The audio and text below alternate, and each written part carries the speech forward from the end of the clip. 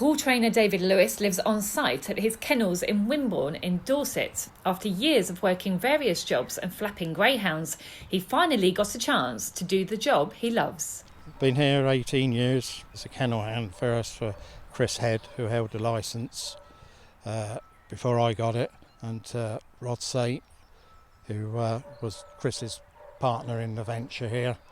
And they asked me to come and be their kennel hand, and they were so busy at work and that they asked me to take the trainer's licence and run it as a business for myself. Didn't say no to that, bit their arm off. Before that I worked in between jobs for Mr Smith, Robert Smith, Corfe Mullen. I was brought up flapping really.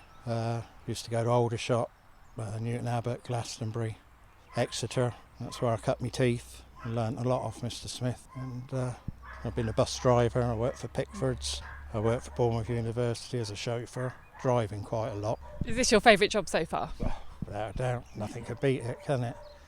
You know, I'm my own boss, and yeah, it's just no one telling me what to do. I make the decisions, which I like, instead of being told what to do. And what's been your biggest win, your greatest night in the sport? As a kennel hand, it was with Chris Head was training at the time. We won the Super Paws with high tip, but after that I won the Summer Stayers Cup as a trainer at Central Park. Kent Derby night, we won the Super Stayers heats before, and then the final. Then we went up to Coventry and won the Summer Cup. 16 race dogs here. Where do you get them from? You've got some good contacts in the sport, haven't you? Yeah, I've got 2 or 3 off Graham Holland, who's a good friend of mine. Known him for a fair few years now. A man called, who's known as Drew Richard in Ireland, who's a breeder.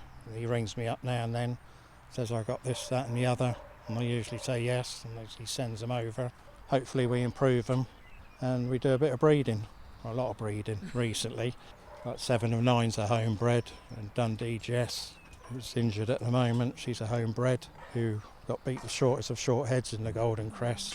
I really like the way you do things here, particularly obviously living on site. You're with the dogs for a big number of hours of the day, actually with them in their kennels, letting them out from 7:30 in the morning till 9 o'clock at night. Yeah, I'm down at 7:30 every morning, letting them out, cleaning down, giving them their breakfast. About 9 o'clock I have my own cup of coffee and a bit of toast in there, and then start letting them out in our big field, the ones, and start treating all the injuries. Then about 11 o'clock it's coffee time again.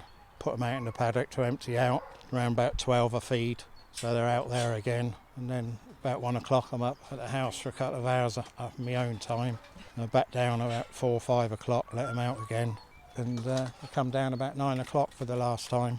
Put them all out, and they all have a bonio or a rich tea or a digestive. It works in the mornings. You come in, there's very rarely any mess or anything in there, and I think the kennels smell quite nice and that. And yeah, that's it, 7 days a week. And I can confirm they do smell very nice. But tell us more about the feeding, apart from the digestive biscuits, because there's lots of bits and bobs going into that food that you were making earlier. Yeah, it's just things I've picked up from other trainers and that. I mean, they have the best beef. I mean, it costs me a fortune, but they have a low protein biscuit with it. They have vitamin C tablet, cod liver oil capsule, slow K tablet. They have Nutridex, helps cleanse the kidneys out. Cider vinegar, apple cider vinegar. Some Tie Guard, meant to stop them tying up while they're running well. A good start to the year and they're winning. You don't change anything, do you? And the apple cider vinegar, what does that do? Helps their coats and that. I think it breaks down a lot of fat around the organ, and it helps their coats. Other thing I've noticed here, there's not leads lying around everywhere. Your dogs are never on leads, are they? No, very rarely on leads, only to go down the track. I mean, they all know their routine. They know what kennel they go live in. They know what paddock to go out in. So that's it. I mean, they're happy. They got their routine, and you don't break their routine up. And it's evident in the way they are with you. They don't leave your side, do they? No, I say they're hardly ever on a lead. When I put them out, they come to me. I call them. It's 1 or 2 nervous ones, but when it comes to rehoming, people like my dogs.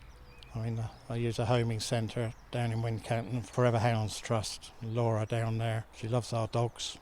She's always ringing me up, seeing if we got anything needed homing, bitches especially. So there's a shortage at the moment. But I've got a fairly young kennel at the moment, so touch wood, won't have to home anything for a while. You also have greyhound, would he be a physio, Robert Meek? You have him here checking the dogs over? Robert comes down every 6 weeks, checks the dogs over. He's here about 8:30 in the morning. I have to get up earlier to get the dogs done. We put our trust in him, and he's done us proud. How important is it to you that your dogs get the best of everything? It's everything, isn't it? I mean, if they got the best of everything, they'll run for you. They come off wagging their tail and they've put everything into it. You can't be unhappy, win, lose or draw. Just love to see them coming off. As long as they're healthy and come off sound, we're all happy.